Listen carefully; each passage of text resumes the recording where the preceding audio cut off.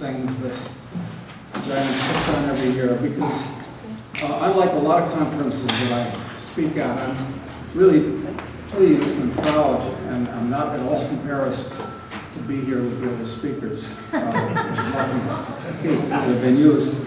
And I agree with everything I've heard today. I just got to say, my good friend Rick Rule was wrong in one important regard. He says that he's not a philosopher and an economist, but that's not true. He is a philosopher, because a philosopher, we have to define these words, very important, is one who loves wisdom. And he spoke wisely, so he is a philosopher. And he is an economist, because what is an economist? Certainly not Paul Krugman. An economist can be defined as someone who accurately describes the way the world works, not prescribes the way they think the world ought to work, and then whisper at the ears of politicians to enforce it. So, the way I typically like to start a presentation to especially a libertarian audience is I like to ask a question. I have some bad news for you. There's a federal agent from a nasty agency that's been planted here to monitor this, perhaps to be helpful to round up the usual suspects when the time comes. So to save yourself embarrassment, I know where you are, I know who you are, I ask you politely, please stand up and identify yourself at this point, will you? Oh, wait. Oh, good, okay. I've been doing that ever since I gave a speech in the Cayman Islands with a lot of really dodgy types about 15 years ago or so. And just as a goof, I mean, this was just a comic ploy. And I asked that question, and I swear this is the truth. Not one, but two people stood up. And I think it was because just like, you know, a cop has to identify himself if you ask him. Two people stood up. So I thought that was quite amazing. Okay. Another thing I always like to do when I'm not in the United States, I don't dare do this anymore in the United States, is I like to tell a little joke. And people often ask me, Mr. Casey, who are you to give financial advice? I mean, you've never even had a real job your whole life. How come it is you've never ever had a real job? And I always say, well, you know, on those employment application forms they have you fill out, and they ask you, do you advocate the overthrow of the U.S. government by force or violence? I always check violence. Anyway, as Raj mentioned, I shouldn't even mention America, because America is dead. America is an idea. It was an excellent idea. It was a unique idea, but it's dead. I call it the United States now. I don't even call it these United States, which incidentally, when people spoke of the United States, well, even 50 years ago, certainly 100 years ago, they didn't say the United States, they said these United States, which that issue was solved finally during the War of Northern Aggression from 1861 to 65. So now it's an entity, it's not a composition of individual places. But, you know, starting out talking about the U.S., the subject of my presentation is going to be on the nature of evil and stupidity. These are two twins, actually. They're often mistaken for each other. And most of what I'm going to talk about is going to be about evil and stupidity, what they are, and how they're often confused with each other. But talking a little bit more about America first, you know, some of you guys are going to remember this.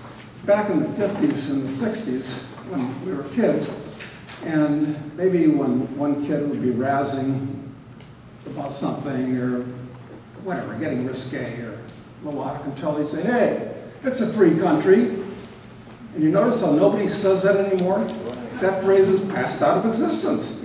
I mean, this is some rare intellectual honesty on the part of the average chimpanzee out there who doesn't really figure out why he doesn't use that anymore. And even during the 70s, there was something during the Vietnam War, they used to say, yeah, America's never going to have concentration camps.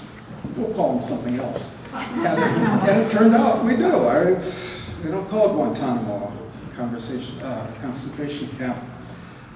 So the U.S., and to a lesser degree, a great degree, Canada, used to be a place where you could do anything that you wanted to do, as long as you didn't hurt anybody else, and anything that, but now almost everything that's not obligatory is actually prohibited.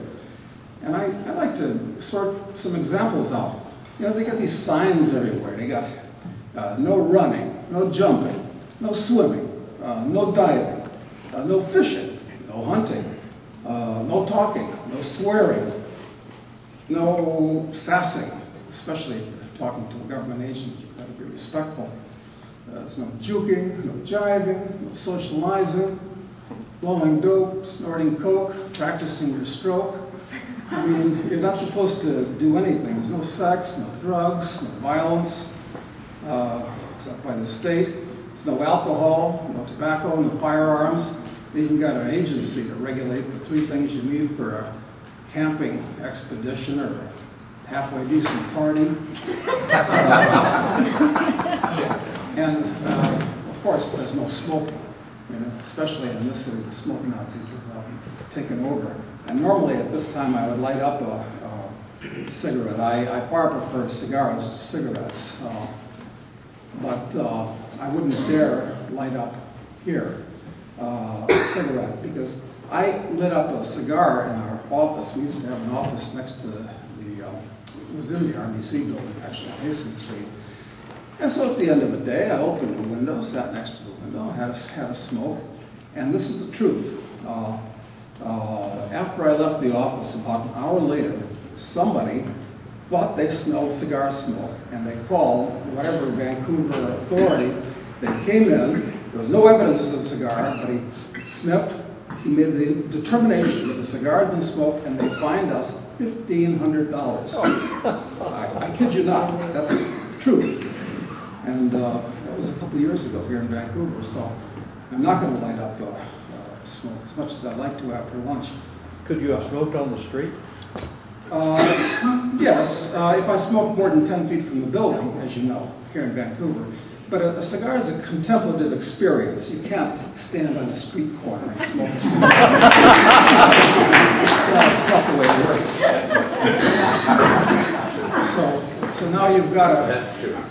you know, you're very daring, and the only time you can have a cigarette in the city is maybe after sex or maybe before you're going to be executed.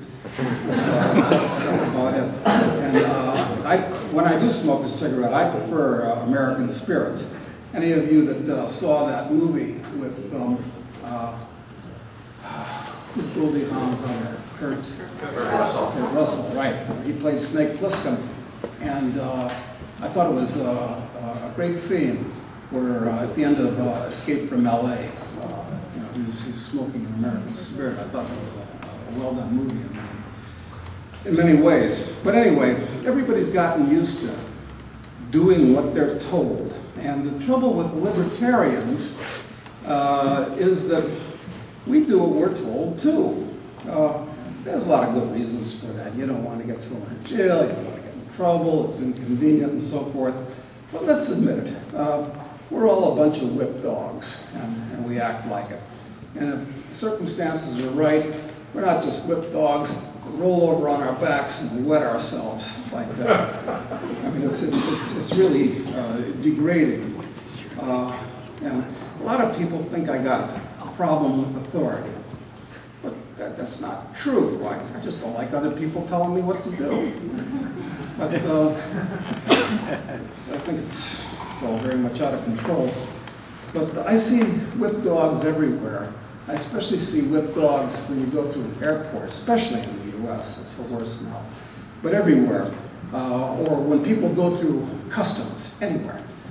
They always smile. Look at what you do when you go through customs, immigration.